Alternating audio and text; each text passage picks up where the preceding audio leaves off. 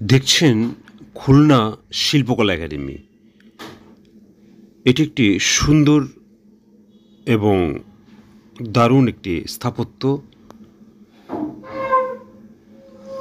বাংলাদেশ শিল্পকলা একাডেমি বাংলাদেশে সংস্কৃতি চর্চার একমাত্র জাতীয় প্রতিষ্ঠান।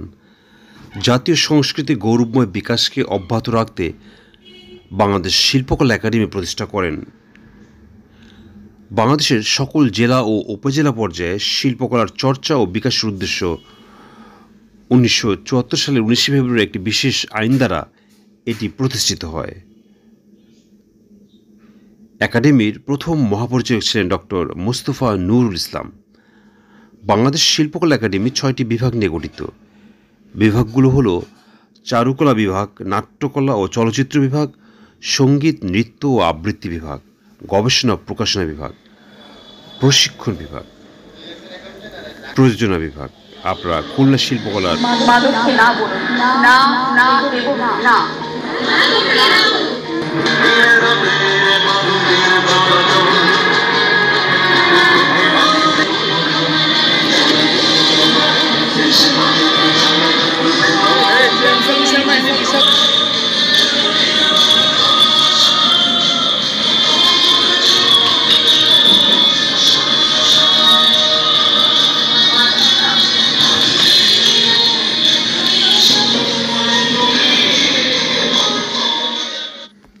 এবং প্রযোজনা বিভাগ।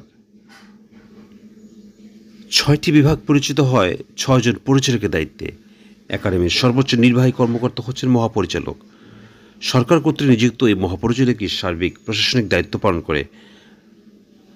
সাংস্কৃতিক কার্যক্রম বিস্তৃত করার লক্ষ্য দেশের 64 জেলায় শিল্পকলা একাডেমি প্রতিষ্ঠা করা হয়েছে। প্রত্যেক জেলায় একজন কালচারাল অফিসার রয়েছে, যিনি জেলা শিল্পকলা একাডেমির কার্যক্রম পরিচালনা করে থাকেন। বর্তমানে এর কার্যক্রম উপজেলা পর্যন্ত বিস্তৃত।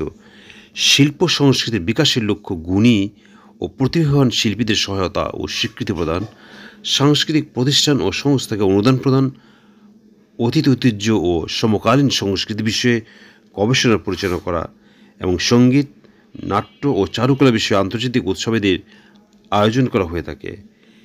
এখানে সাংস্কৃতিক কর্মকাণ্ডের অংশ হিসেবে উৎসব, সম্মেলন, সেমিনার, নাট্যানুষ্ঠান ও কর্মশালার আয়োজন, দেশীয় ও আন্তর্জাতিক চিত্রকলা প্রদর্শনী, বিভিন্ন প্রতিযোগিতার আয়োজন ও পুরস্কার প্রদান, বিদেশে সরকারি পর্যায়ে বাংলাদেশের শিল্প ও সাংস্কৃতিক দল প্রেরণ এবং বিদেশি সাংস্কৃতিক প্রতিনিধি দলকে বাংলাদেশ আমন্ত্রণ জানানো, দেশের বিশিষ্ট সাংস্কৃতিক